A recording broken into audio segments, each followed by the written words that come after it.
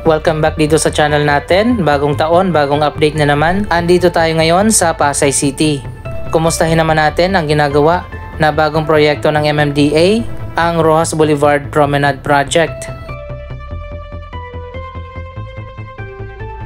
Dito yung kabilang dulo ng linear park na gagawin ng MMDA. Dito yan sa may EDSA Extension at Roxas Boulevard malapit sa Heritage.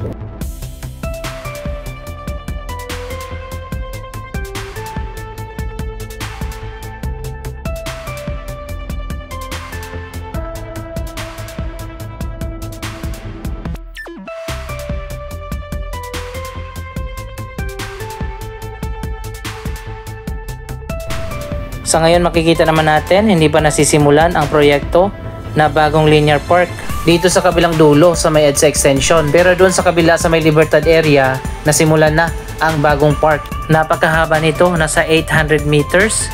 Kaya pupuntahan na natin at tingnan natin ang latest na progress.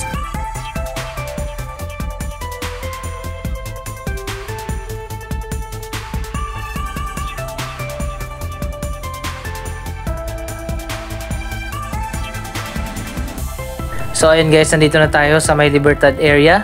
Ito naman yung kabilang dulo na ngayon ay nasimulan na. Oh wow, napakaganda na pala ng bagong linear park na tinatayo dito.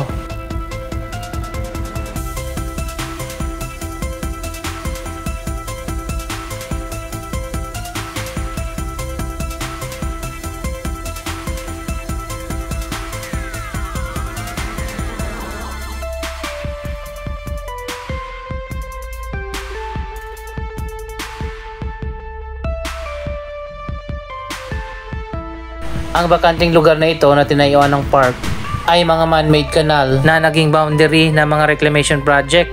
Dito rin yung labasan ng mga drainage at daluyan ng tubig dagat. Tinakpan yung ibabaw nito at sinemento yung taas dahil sobrang baho ng mga kanal na yan. At ngayon nga ay naisipan ng MMDA na gawin na lang na isang linear park upang mapakinabangan naman itong malawak na area dito sa Roxas Boulevard.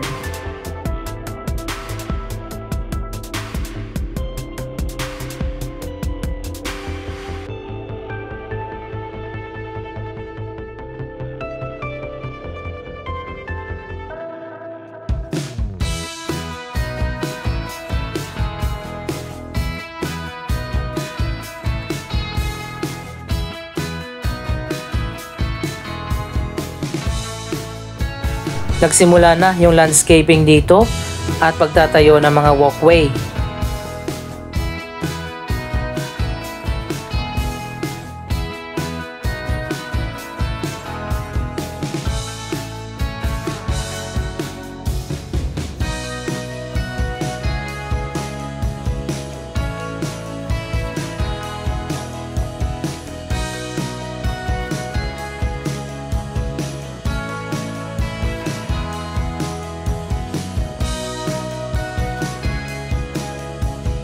Mabuti na lang din at naisipan ng MMDA na gawing park ang lugar na ito na bakante lang. Magkakaroon ng dagdag na bagong pasyalan na tambayan, lalong-lalo na at kulang ang mga park dito sa Metro Manila.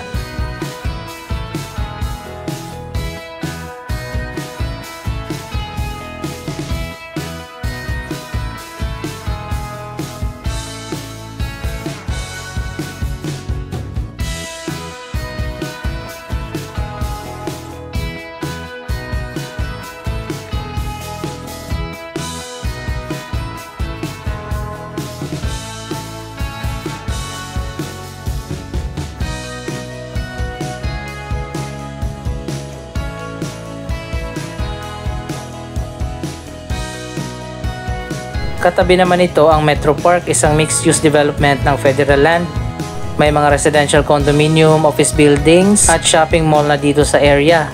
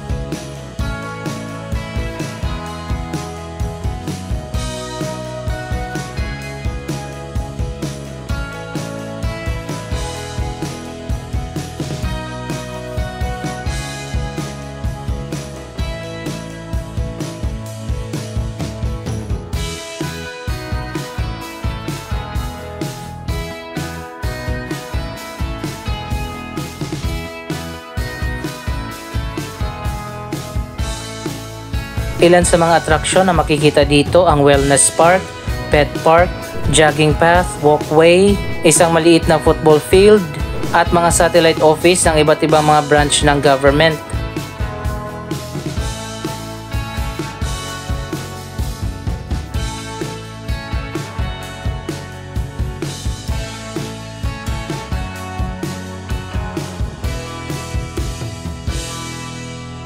So ayan guys, ngayong bagong taon, napakaganda na ng bagong linear park na may haba na 800 meters. Isang bagong atraksyon dito sa Roxas Boulevard sa may Pasay City.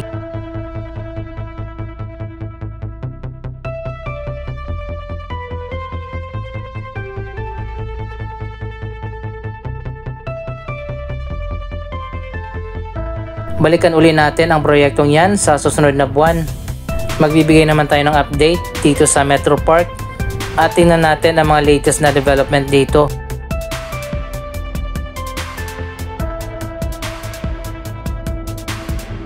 Ito yung Palm Beach Residences, mga cluster ng mga residential buildings. Tapos na yung mga buildings na yan at may mga residents na nakatira dito. Sa tapat naman ito ang isa pang cluster ng mga residential buildings, ang Six Senses Residences.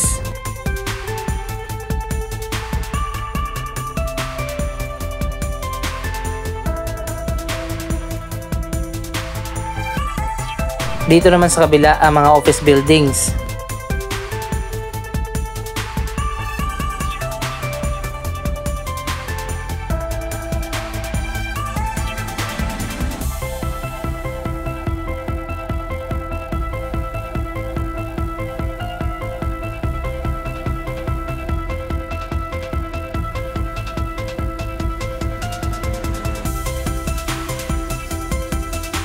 Andito na tayo sa Blue Bay Walk kung saan meron ditong Central Park. Hindi lahat ng mga tao ay aware na meron palang park dito na napakaganda at malawak pa.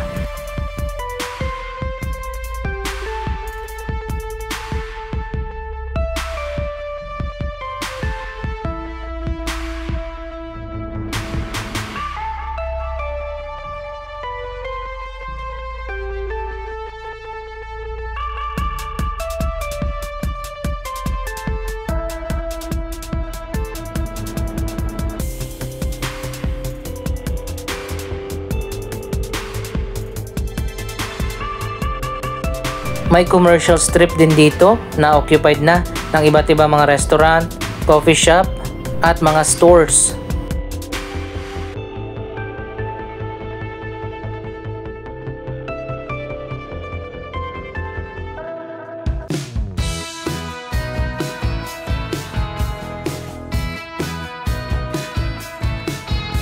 Malawak yung sidewalk dito kaya naman masarap mamasyal. Tapos hindi pa crowded. Malapit lang ito sa Mall of Asia kaya kung gusto nyo ng tahimik na lugar at gusto nyo ma-enjoy ang pamamasyal, dito na kayo pumunta sa Metro Park.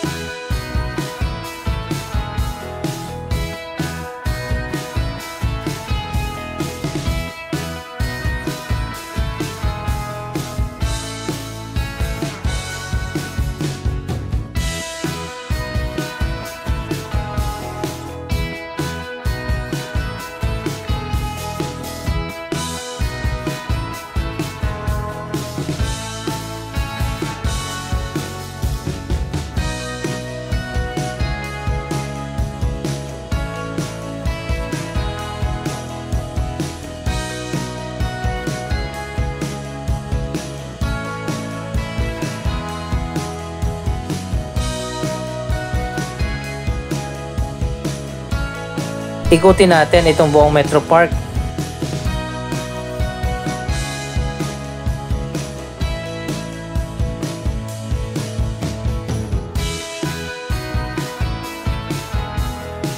Ayan guys, so napakalinis at napakalawak ng park dito.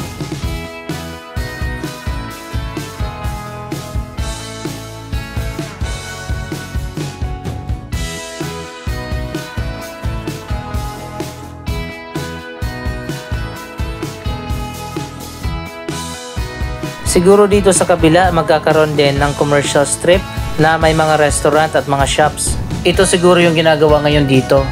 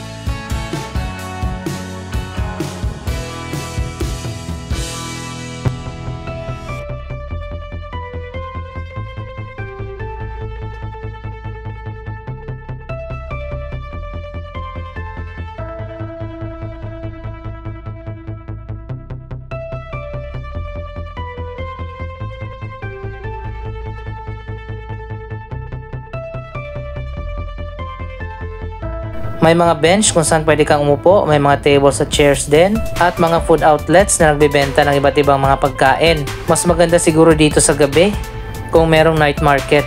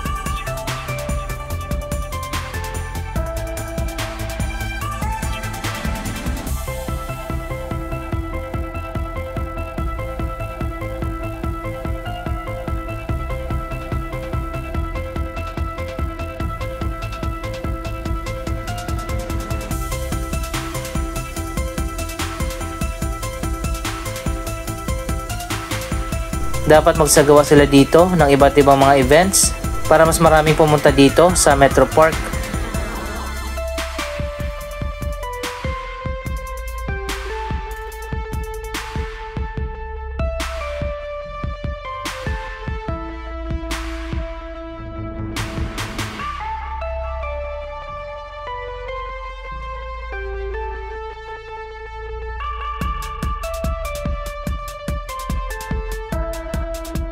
Anong masasabi nyo sa bagong Roxas Boulevard Promenade Project at sa mga latest na development dito sa Metro Park? Mag-comment lamang dyan sa baba ng inyong mga reaksyon.